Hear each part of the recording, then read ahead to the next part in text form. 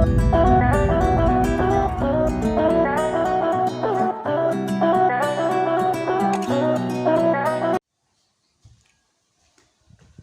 Morning students. आज हम लोग डिस्कस करेंगे जो बचे हुए कॉन्सेप्ट थे और कन्वेंशन। ठीक है, अभी तक हम लोगों ने लगभग 9 कॉन्सेप्ट को क्लियर कर लिया है। आज हम लोग कॉन्सेप्ट जो क्लियर करने वाले हैं उसका नाम है मैचिंग कॉन्सेप्ट। नाम है उसका मैचिंग कॉन्सेप्ट। मैचिंग कॉन्सेप्ट आपका एक दूसरे कॉन्सेप्ट का भी मिलता जुलता है, money measurement dual accrual concept. ठीक है, जो एक्रूअल कॉन्सेप्ट होता है उसका सब कॉन्सेप्ट ही क्या बोलते हैं, मैचिंग कॉन्सेप्ट। मतलब है कि जो आपका एक्रूअल कॉन्सेप्ट में बताया जाता है लगभग उसका थोड़ा बहुत मिलता जुलता या वही किसमें है, मैचिंग कॉन्सेप्ट में है। जैसे कि एक्रूअल कॉन्सेप्ट में बताया जाता है कि आपको सभी ट्रांजेक्शन रिकॉर्ड करने हैं, चाहे वो रेवेन्यू हो और चाहे वो एक्सपेंसेस हो, चाहे वो पे हो और चाहे वो पे ना हो। सेम यहाँ पे भी है। मैचिंग कॉन्सेप्ट में क्या बताया जाता है, मैचिंग कॉन्सेप्ट में बताया जाता है कि for the calculation of true profit और लॉस, मतलब कि हमें जब नेट प्रॉफिट और नेट लॉस कैलकुलेट करना होता है, मतलब ट्रू प्रॉफिट और ट्रू लॉस, हमें जब नेट प्रॉफिट या नेट लॉस कैलकुलेट करना होता है, इसके लिए हमें क्या करना पड़ता है कि जितने भी बिजनेस की, ऑर्गेनाइजेशन की जितनी भी एक्सपेंसेस हैं या जितनी भी रेवेन्यूज हैं, हमें दोनों को ही रिकॉर्ड करना चाहिए। ठीक है, मतलब है कि एक अकाउंटिंग पीरियड में पहला तो है for the purpose of net profit.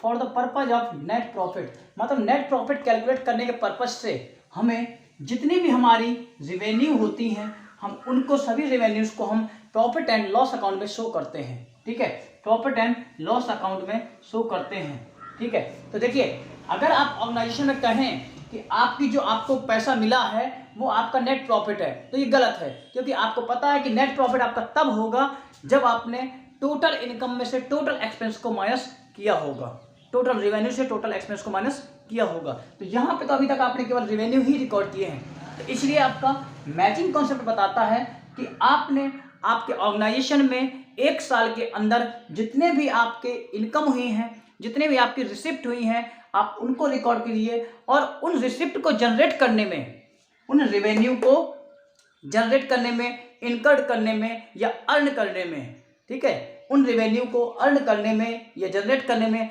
जो भी हमारे एक्सपेंडिचर हुए हैं, जो भी हमारे एक्सपेंसेस हुए हैं, हमें उन सभी एक्सपेंसेस का भी रिकॉर्ड करके रखना है। हमें उन सभी का एक्सपेंसेस का भी रिकॉर्ड करके रखना है। ठीक है, तो हम क्या करेंगे, हमारे मैचिंग कॉन्सेप्ट के अकॉर्डिंग ये बोला जाता है कि जितने भी ऑर्गेनाइजेशन में रेवेन्यूज हैं उनको रिकॉर्ड करना ही करना है, साथ ही साथ उस रेवेन्यू को अर्न करने में या उस रेवेन्यू को जनरेट करने में जो भी हमारे एक्सपेंसेस हुए हैं, हमें उन एक्सपेंसेस को भी वहां पे रिकॉर्ड करना है। ठीक है, एक्सपेंसेस को भी हम रिकॉर्ड कैसे करेंगे, उसको भी प्रॉफिट एंड लॉस अकाउंट में एज ए एक्सपेंस मान के रिकॉर्ड कर लेंगे। ठीक है, अब जब हमने रेवेन्यू और एक्सपेंसेस दोनों रिकॉर्ड कर लिए हैं तो इनके बेस पे हमें ट्रू नेट प्रॉफिट या नेट लॉस कैलकुलेट हो जाएगा। अगर हमारा रेवेन्यू ज्यादा है, जैसे हमने एक साइड में रेवेन्यू रिकॉर्ड कर लिया और एक साइड में एक्सपेंस रिकॉर्ड कर लिया, या फिर हम ऐसा भी कर सकते हैं कि एक साइड में एक्सपेंस कर लें और एक साइड में रेवेन्यू कर लें। ठीक है, अगर ऐसा करेंगे, ठीक है, तो हमने एक्सपेंसेस रिकॉर्ड कर लिए जो भी हमारे बिजनेस के हैं, जो भी रेवेन्यू है उनको भी रिकॉर्ड कर लिए। अब देखिए, अगर रेवेन्यू ज्यादा हो रही है, अगर रेवेन्यू एक्सेस देन एक्सपेंसेस, अगर रेवेन्यू एक्सपेंसेस ज्यादा है तब उसको बोलते हैं नेट प्रॉफिट। ठीक है, तब आपको बोलेंगे नेट प्रॉफिट। मतलब है कि अगर रेवेन्यू ज्यादा हो रही है एक्सपेंसेस से तो नेट प्रॉफिट है, बट अगर रेवेन्यू कम हो रही है एक्सपेंसेस से तब आपका है नेट लॉस। ठीक है, तो यही चीज है कि अकॉर्डिंग टू मैचिंग कॉन्सेप्ट हमें यह पता चलता है कि हमारे ऑर्गेनाइजेशन का नेट प्रॉफिट या नेट लॉस क्या है। ठीक है, ये चीज है, और इसके अकॉर्डिंग हमें यह करना चाहिए कि जितने भी हमारे एक्सपेंसेस हैं और जितनी भी हमारी इनकम है हमें सभी को रिकॉर्ड करना है मेंटेन करके। ठीक है, जैसे कि हम सभी को रिकॉर्ड करके मेंटेन करके रखते हैं, इसी सिलसिले में हम लोग एक अमाउंट रिकॉर्ड करते हैं, आउटस्टैंडिंग हम रिकॉर्ड करते हैं। क्योंकि देखिए, आउटस्टैंडिंग का मतलब होता है कि आपने अमाउंट इनकर्ड कर लिया, अकर कर लिया है, बट अर्न कर लिया है, बट अभी तक आपने उसको पे नहीं किया है। जैसे किसी पर्सन से आपने काम करा लिया है और अभी तक उसको आपने पे नहीं किया है, तो वो आपका आउटस्टैंडिंग है। ठीक है, बट आपको पता है कि मान लो कि आपका स्टार्ट होता 1 अप्रैल से लेकर के और 31 मार्च के बीच में, ठीक है, और आपने उस पर्सन से बीच में काम कराया था कहीं पे, ठीक है, जुलाई में आपने काम कराया था उससे 1 महीने, और उसकी 1 महीने का अभी तक आपने सैलरी उसकी नहीं दी है। देखिए आपने 1 मंथ की उसकी सैलरी नहीं पे की है, तो वो 1 मंथ की सैलरी जो अमाउंट आपने पे नहीं किया है, मतलब है कि work have done but amount not paid, work complete है बट अमाउंट पे नहीं किया गया है, तो वो आउटस्टैंडिंग को हम रिकॉर्ड करेंगे, क्योंकि वो आउटस्टैंडिंग हमारा उसी साल के अंदर का है। तो मतलब आपको पता है कि जब हमने उस पर्सन ने जो 1 महीने में काम किया होगा, उस 1 महीने के काम का हमने बेनिफिट तो रिकॉर्ड कर लिया होगा, उससे जो हमें प्रॉफिट हुआ होगा वो तो हमने रेवेन्यू इनकम हुई वो तो रिकॉर्ड कर लिया है। जब रेवेन्यू रिकॉर्ड कर लिया है तो उसका जो एक्सपेंडिचर है, जो आउटस्टैंडिंग है, हम उसको भी रिकॉर्ड करके चलते हैं, ठीक है। तो इसलिए है कि जितने भी हमारे आउटस्टैंडिंग होते हैं हम उन सभी आउटस्टैंडिंग को इसमें अपने प्रॉफिट एंड लॉस अकाउंट में अपने शो करके चलते हैं according to matching concept. Matching concept के अकॉर्डिंग हमें ये करना पड़ेगा। दूसरा पॉइंट आता है प्रीपेड एक्सपेंसेस होते हैं इसी में, प्रीपेड एक्सपेंसेस।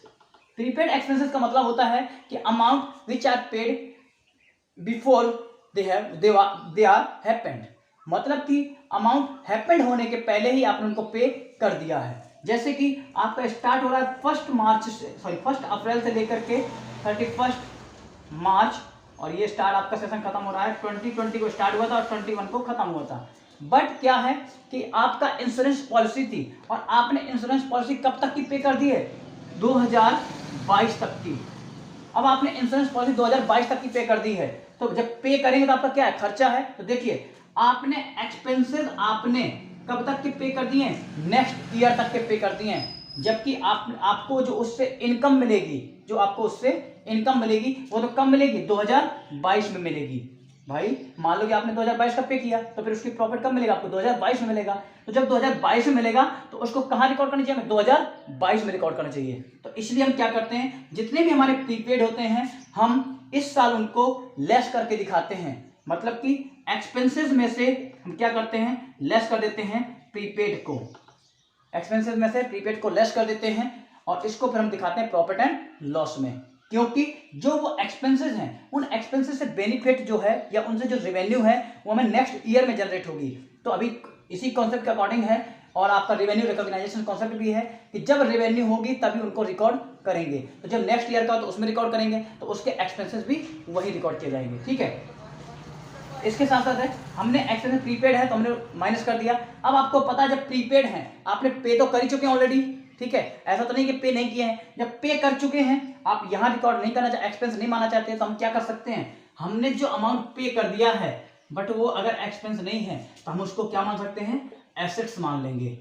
क्या मानेंगे, एसेट्स मान लेंगे और उसे हम बैलेंस शीट में शो करेंगे, ठीक है। तो याद रखिएगा जो प्रीपेड एक्सपेंसेस होते हैं उन्हें हम एक्सपेंस से माइनस कर देते हैं, कंसर्न एक्सपेंस से। जिस भी एक्सपेंस का प्रीपेड होगा, अगर रेंट का प्रीपेड है तो रेंट से माइनस कर देंगे, प्रीपेड को माइनस कर देते हैं और उसी प्रीपेड को एसेट मानते हैं, क्योंकि उससे बेनिफिट जो हमें वो नेक्स्ट ईयर में मिलेगा, इसलिए उसको हम कहा दिखाते हैं एसेट में। और जो आउटस्टैंडिंग था, आउटस्टैंडिंग मतलब क्या, हमने पे नहीं किया है तो वो क्या हमारी लायबिलिटीज है, तो उसको हम दिखाएंगे लायबिलिटीज साइड में, ठीक है, ये चीज है। तो याद रखिएगा, देखिए कि अगर आउटस्टैंडिंग है तो उसको हम रिकॉर्ड करके चलते हैं, और अगर प्रीपेड है तो देखिए जैसे मान लीजिए कि हमने 12,000 रुपए पे किए हैं, ठीक है, जिसमें से कि 4,000 रुपए किसके हैं, 2022 का है, 4,000 रुपए खर्चा जो है वो 2022 का है। तो देखिए हमने टोटल खर्चे अपने 12,000 पे किए हैं, तो 12,000 तो एक्सपेंस है, बट 4,000 क्या वो नेक्स्ट ईयर का है। जब नेक्स्ट ईयर का तो उसको कहाँ दिखाना चाहिए, नेक्स्ट ईयर में दिखाना चाहिए। मैचिंग कॉन्सेप्ट आपका क्या बोलता है कि एक्सपेंसेस आपके रेवेन्यू जब जनरेट हुए तभी उसको दिखाना है। तो 4,000 का भी जनरेट हुआ नहीं तो क्या करेंगे, यहाँ पे माइनस कर देंगे। तो इस साल के बाद दिखाएंगे 8,000 रुपए, बट ये 4,000 रुपए से क्या हमारा, हमने पे तो कर दिया है, उससे बेनिफिट हमें लॉन्ग टर्म में मिलेगा, इसलिए इसको हम क्या मानेंगे, एसेट्स मानेंगे। क्योंकि अगर एक हमें बेनिफिट जो लॉन्ग टर्म में मिलते हैं हमारे क्या होते हैं, सभी एसेट्स होती हैं, तो उसको हम दिखाएंगे एसेट साइड में। जब नेक्स्ट ईयर में आएंगे तब नेक्स्ट ईयर में हम दिखाएंगे एक्सपेंसेस और ये 4,000 रुपए का दिखा देंगे, ठीक है। इस तरीके से करते हैं।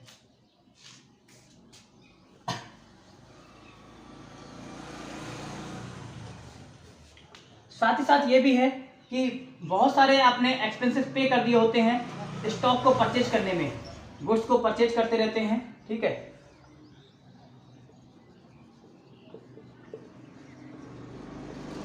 ठीक है। आपने गुड्स मान लीजिए सपोज गुड्स परचेज किया, ठीक है, उससे आपने गुड्स परचेज किया, तो परचेज करेंगे तो आपने एक्सपेंस तो उसको दिखा दिया, एक्सपेंस तो आपने उसको दिखा दिया, बट मान लो कि अगर उससे आपको इनकम नहीं हो पा रही, आपका वो सोल्ड हुआ ही नहीं, तो फिर आप उसको क्या करें। जैसे मान लो कि हमने 10,000 रुपये का माल खरीद के ले आए, ठीक है, और उसमें से 8,000 का बिक गया पर 2,000 का भी बिका ही नहीं है, तो देखिए एक्सपेंस तो आपका 10,000 का हो चुका है ऑलरेडी, इनकम आपको 8,000 की मिल चुकी है, तो अब क्या करें, अभी 2,000 का बचा हुआ है, तो इसलिए एज पर मैचिंग कॉन्सेप्ट हमारा जितना भी गुड्स अनसोल्ड बचता है, जितना भी गुड्स अनसोल्ड बचता है उसको हम क्लोजिंग स्टॉक दिखा देते हैं 2,000 रुपये, मतलब जो भी बचेगा उतना क्लोजिंग स्टॉक भी क्या होती है, एक प्रकार से इनकम ही मानी जाती है। इनकम ये मान लेते हैं कि जो हमने खर्चे की हैं उससे ये इनकम हमारी हो ही जाएगी, ठीक है, लगभग ये हमारा इतना सोल्ड हो जाएगा। यही चीज़ है कि जो हमारा स्टॉक होता है, जो हमारे गुड्स होते हैं, जो हमारे अनसोल्ड रह जाते हैं ईयर में, वो एज पर मैचिंग कॉन्सेप्ट के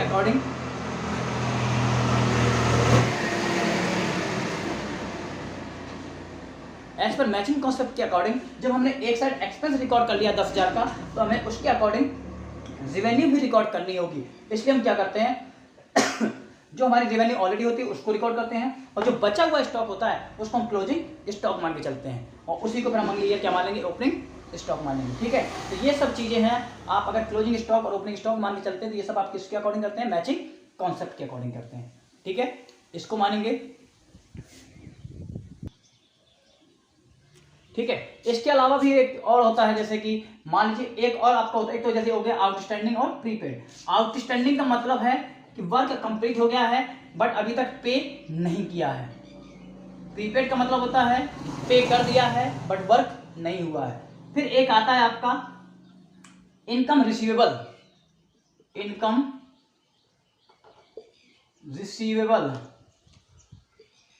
रिसीवेबल का मतलब होता है कि आपने वर्क तो कर दिया है बट अभी तक आपको पेमेंट मिला नहीं है। देखिए यहाँ पे पेमेंट किया नहीं है तब आउटस्टैंडिंग है, बट मान लो कि अगर मैं किसी का काम कर दूं, ठीक है, और अभी तक उसने मुझे पेमेंट नहीं किया, तो मेरे लिए क्या मानी जाएगी, वो इनकम रिसीवेबल या अक्रूड इनकम बोलते हैं अक्रूड इनकम, ठीक है।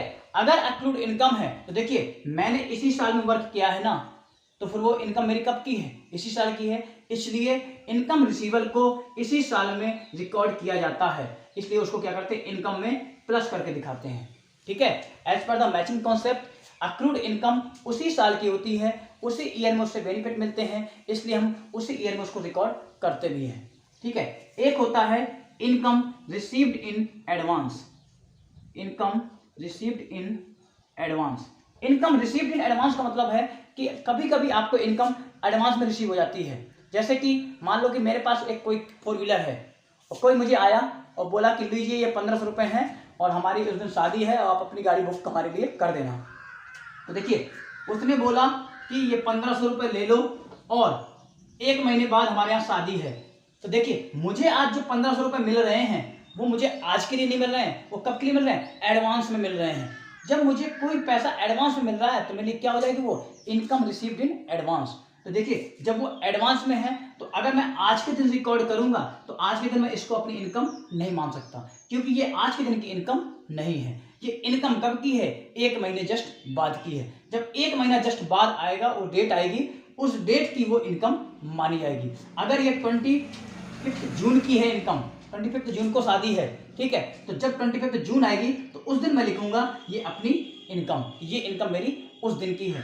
और अभी अगर मैं इसको मान के चलूंगा तो अभी तक मैं इसको क्या मानूंगा, अपनी लायबिलिटीज मान के चलूंगा, क्योंकि मेरे पास पैसा उसने दे दिया है पर अभी तक मैंने उसके लिए काम नहीं किया है। तो ये इनकम रिसीव्ड इन एडवांस को आप यहाँ पे प्लस नहीं करेंगे। इनकम रिसीव्ड इन एडवांस अगर कुछ भी है, अगर कोई भी इनकम आपको पहले से मिल गई है तो उसको आप माइनस करके दिखाएंगे प्रॉफिट एंड लॉस अकाउंट में, ठीक है, क्योंकि इनकम रिसीव्ड एंड मतलब वो आपका नेक्स्ट की है और हमें केवल इस ईयर के रिकॉर्ड करने हैं। इस ईयर में जो इनकम है और इस ईयर में जो एक्सपेंसेस हैं हम उनको रिकॉर्ड करेंगे, इसलिए income and received and advance को रिकॉर्ड नहीं करेंगे। तो याद रखिएगा स्टूडेंट्स कि आउटस्टैंडिंग को रिकॉर्ड करते हैं प्लस करके, इनकम रिसीवेबल मतलब अक्रूड इनकम को रिकॉर्ड करते हैं, बट प्रीपेड को और इनकम रिसीव्ड एंड एडवांस को रिकॉर्ड नहीं करते हैं, ठीक है, ये याद रखिएगा।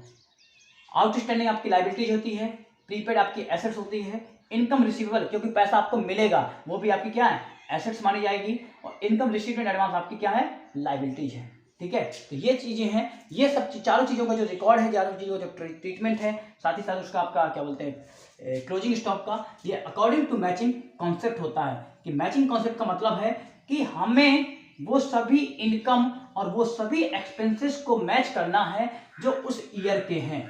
अगर उस ईयर के हैं, करंट ईयर के हैं, ठीक है, करंट ईयर का एक्सपेंसेस को मैच करना है करंट ईयर के रेवेन्यू से। अगर उस ईयर के हैं तो उनको रिकॉर्ड किया जाएगा, बट अगर उस ईयर के नहीं है तो उनको वहां से हटा दिया जाएगा, ठीक है। अगर उस ईयर के हैं तो उनको प्लस करके दिखा देंगे, बट अगर उस ईयर के नहीं है तो उनको फिर माइनस करके वो हटा देंगे, ठीक है, माइनस कर देंगे। फिर अगर वो एसेट्स है तो उसको एसेट साइड दिखा देंगे, और अगर वो लायबिलिटी है तो उसको लायबिलिटी साइड दिखा देंगे, ठीक है। तो इस तरीके से उनका ट्रीटमेंट करते हैं, ठीक है। आउटस्टैंडिंग का मतलब है कि वर्क कंप्लीट हो गया है बट अभी तक आपने उसका पेमेंट किया नहीं। जैसे ए है, ए ने काम करा लिया पर बी को अभी तक पेमेंट किया नहीं है, तो ये क्या है आपका, ये है आउटस्टैंडिंग, ठीक है। अगर दूसरी साइड में देखें तो बी ने क्या किया है, बी ने वर्क कर दिया है बट अभी तक उसको पैसा मिला नहीं है।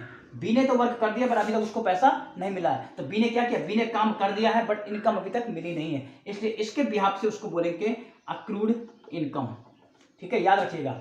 एक के साइड से आउटस्टैंडिंग बोला जाता है और दूसरे के साइड से उसको अक्रूड बोला जाता है, ठीक है। इसके यहाँ से क्या है, वो आउटस्टैंडिंग एक्सपेंसेस है क्योंकि उसने पे किए नहीं है, इसको मिला नहीं है क्योंकि उसकी इनकम है, अक्रूड, ठीक है। दूसरा है प्रीपेड, ए है और बी है।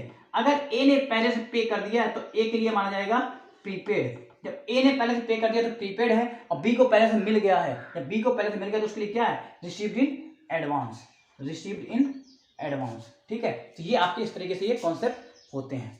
इसके बाद आपका नेक्स्ट कॉन्सेप्ट है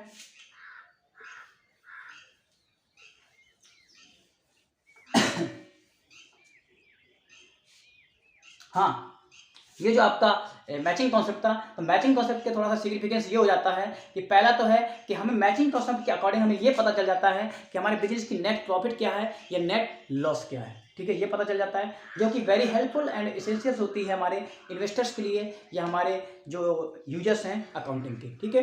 दूसरा आपका ये है कि इसमें हमारा प्रॉपर ट्रीटमेंट ऑफ एक्सपेंसेस और इनकम का हो जाता है, कि जो हमारी इनकम है उस ईयर की, जो हमारे एक्सपेंसेस हैं उनका प्रॉपर रिकॉर्ड मेंटेनेंस हो जाता है। हमारा ये भी हो जाता है कि इसके थ्रू हमें ये भी पता चल जाता है कि कितना हमारा आउटस्टैंडिंग है, कितना हमारा प्रीपेड है, ठीक है। याद रखिएगा, नेट प्रॉफिट पता चल जाता है, ठीक है, प्रॉपर रिकॉर्ड मेंटेन हो जाता है एक्सपेंसेस और रेवेन्यू का, आउटस्टैंडिंग पता चल जाते हैं, प्रीपेड पता चल जाते हैं, अक्रूड इनकम कितनी है और आपकी रिसीव्ड इन एडवांस इनकम कितनी है, ठीक है, ये सब पता चल जाते हैं, और साथ साथ हमारा क्लोजिंग स्टॉक पता चल जाता है। तो ये उसके एडवांटेज कह सकते हैं, ठीक है।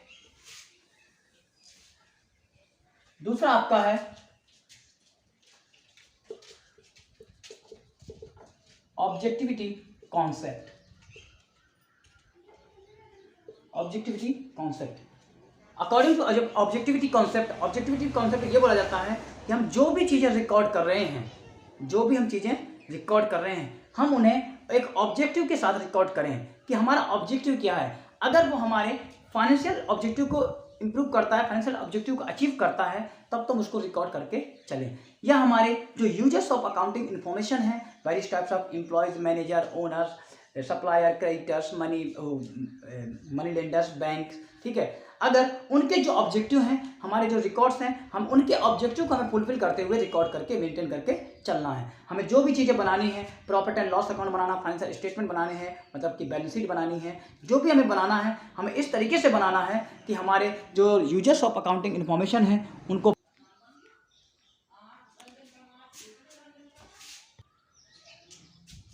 ठीक है। तो ऑब्जेक्टिविटी प्रिंसिपल कॉन्सेप्ट में आपका ये बोला जाता है कि जितने भी बिजनेस ट्रांजैक्शंस हैं हम उन्हें एक ऑब्जेक्टिव मैनर में रिकॉर्ड करें, ऑब्जेक्ट के साथ रिकॉर्ड करें कि हमारा ऑब्जेक्टिव क्या है। इसमें हमारा पर्सनल बियास नहीं होना चाहिए, कोई भी भेदभाव नहीं होना चाहिए किसी भी पर्सन का, चाहे वो ओनर हो, चाहे वो मैनेजमेंट हो, चाहे वो अकाउंटेंट हो, ठीक है। ना तो अकाउंटेंट भेदभाव करे, ना ही ओनर करे, ना ही मैनेजमेंट करे। जो भी ट्रांजैक्शन हुआ है, जिस तरह का हुआ है, हमें उसी तरीके से उसको रिकॉर्ड करना है, उसमें कोई भी छेड़खानी नहीं करनी है। इसी सिलसिले में कि हमारी जो ऑब्जेक्टिविटी है, अगर वो क्लियर हो रही है या नहीं हो रही है, या हमारा जो ट्रांजैक्शन वो करेक्ट है या नहीं है, इसलिए हमें जितने भी ट्रांजैक्शन रिकॉर्ड करते हैं उन ट्रांजैक्शन के साथ साथ हमें क्या करना है, एक वेरिफिकेशन डॉक्यूमेंट भी या सपोर्टेड डॉक्यूमेंट भी साथ में इन्वेलप करना है, सपोर्टिंग डॉक्यूमेंट्स, ठीक है। Each and every transaction which are recorded in the books of account जो भी आपका प्रत्येक ट्रांजैक्शन जो कि बुक्स ऑफ अकाउंट में रिकॉर्ड होता है उसके साथ साथ हमें एक सपोर्टिंग डॉक्यूमेंट्स इन्वॉल्व करके रखना है या इन्वेलप करके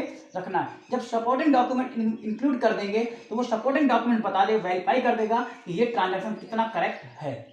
जब ये ट्रांजैक्शन बता देगा कितना करेक्ट है तो मतलब है कि यहाँ पे कोई भी पर्सनल बियास नहीं हुआ है, कोई भी छेड़खानी नहीं की गई है, अकाउंटिंग के द्वारा कोई भी मैनिपुलेशन नहीं किया गया है, इसलिए हमारा जो ऑब्जेक्टिव कॉन्सेप्ट है वो करेक्ट हो रहा है। तो ऑब्जेक्टिविटी कॉन्सेप्ट यही आपको बोलता है कि आप जो भी ट्रांजैक्शन रिकॉर्ड कीजिए उन ट्रांजैक्शन को पर्सनल बियास से अलग रखिए, किसी भी तरीके का भेदभाव नहीं होना चाहिए, चाहे वो अकाउंटेंट हो चाहे मैनेजर के द्वारा हो, और सभी डॉक्यूमेंट्स मतलब सभी ट्रांजैक्शन को आप रिकॉर्ड कीजिए प्रॉपर सपोर्टिंग डॉक्यूमेंट्स के साथ में। जैसे प्रॉपर वाउचर होना चाहिए, साथ ही साथ इनवॉइसेस होनी चाहिए और बिल आपके होने चाहिए, पे इन स्लिप होनी चाहिए, जो कि आपके सभी सपोर्टिंग डॉक्यूमेंट्स होते हैं। ठीक है, जैसे कि सेल किया आपने तो सेल्स का जो बिल है वो आपको उसके साथ लगा देना चाहिए।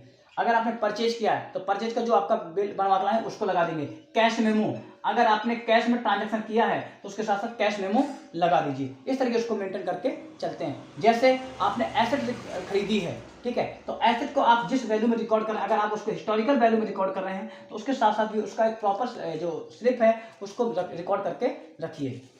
अगर मान लो कि अगर आपने मान लो कि उसको मार्केट वैल्यू पे रिकॉर्ड कर रहे हैं, ठीक है, अगर आप मार्केट वैल्यू पे रिकॉर्ड करेंगे तो देखिए आपका ये डिफरेंट आएगा कॉन्सेप्ट में, क्योंकि पर्सन टू पर्सन जो मार्केट वैल्यू होती है वो डिफरेंट होती है, इसलिए आप इजीली उसको कैलकुलेट नहीं कर पाएंगे कि आपके यहाँ की मार्केट वैल्यू कितनी है। इसी वजह से ऑब्जेक्टिविटी कॉन्सेप्ट भी आपको बोलता है कि आपकी जो एसेट्स है उसको आपको क्या करना है, हिस्टोरिकल रिकॉर्ड पे मेंटेन करके रखना है। हिस्टोरिकल मेंटेन पे इसलिए कर सकते हैं कि उसका आपके पास एक प्रॉपर वेरिफिकेशन डॉक्यूमेंट्स भी होगा। आपने जितने में खरीदी होगी उसका आपके पास प्रॉपर एक डॉक्यूमेंट्स होगा रिटर्न में कि आपको वो वेरीफाई कर देगा कि हाँ इतनी की आपकी एसेट्स है। बट मार्केट वैल्यू क्या है उस एसेट्स की, इसका कोई भी आपके पास डॉक्यूमेंटेशन नहीं होगा कि ऐसा है इतने में आपने खरीदी और ये मार्केट वैल्यू, इतना कोई डॉक्यूमेंट आपको शो करे। तो इसलिए है कि जितने आपके ट्रांजैक्शंस हैं उनको आपको पर्सनल बियाज से दूर रखना है। अकाउंटेंट मैनेजर किसी भी तरीके का उसमें पर्सनल बियाज ना करें। साथ ही साथ सभी ईच एंड एवरी ट्रांजैक्शन के पीछे सपोर्टिंग डॉक्यूमेंट्स होना नेसेसरी है। अगर सपोर्टिंग डॉक्यूमेंट्स होता है तो जो ऑब्जेक्टिव हैं ऑर्गेनाइजेशन के वो फुलफिल हो जाएंगे और जो रिकॉर्ड करने का पर्पज है वो आपका कंप्लीट हो जाएगा। इसलिए हमें सभी सपोर्टिंग डॉक्यूमेंट को रखना, जैसे वाउचर है, इनवॉइस है, बिल है, पे स्लिप है, कैश मेमो है, ठीक है। इस तरीके के सपोर्टिंग डॉक्यूमेंट्स को साथ साथ इन्वॉल्व करना जरूरी है, ठीक है। ऐसे करेंगे तो ये हमारा ऑब्जेक्टिविटी जो प्रिंसिपल है या ऑब्जेक्टिविटी जो कॉन्सेप्ट है वो आपका क्लियर हो जाएगा, ठीक है। तो यही चीज़ है कि आपको जो भी आप रिकॉर्ड कर रहे हैं चालान, जैसे कि आपने कुछ भी पे किया, जैसे कहीं आपका गाड़ी जा रही थी, कहीं वो किसी ट्रैफिक वाले पुलिस वाले ने पकड़ लिया, ठीक है, अब आपने वहाँ पे 500 रुपये उसको दिए। अब अगर मान लो उसको आप 500 रुपये दे के आ रहे हैं और बिजनेस में आके मालिक से बोल रहे हैं कि हमारी गाड़ी पकड़ी, हमें 500 दिए, तो वो आपके ऊपर कभी विश्वास नहीं करेगा। तो आपको क्या करना है, एक प्रॉपर चालान लेके आ जाइए वहाँ से कि आपका इतने का चालान हुआ था, किसी भी चीज़ का है, अब हो गया, अब आप उसको रिटर्न साथ में लगा दीजिए कि इतने रुपये का चालान हुआ था, तो वो आपका वेरीफाई हो जाएगा। इसलिए ऑब्जेक्टिविटी कॉन्सेप्ट आपका ये बोलता है कि आपके each and every transaction must be recorded with the help of supporting documents. Supporting document के साथ ही उसको रिकॉर्ड करना होगा, जिससे कि आपका इन्फॉर्मेशन जो है वो क्लियर एंड करेक्ट मिलेगी वहाँ पे, ठीक है। तो आप इस चीज़ को पढ़ेंगे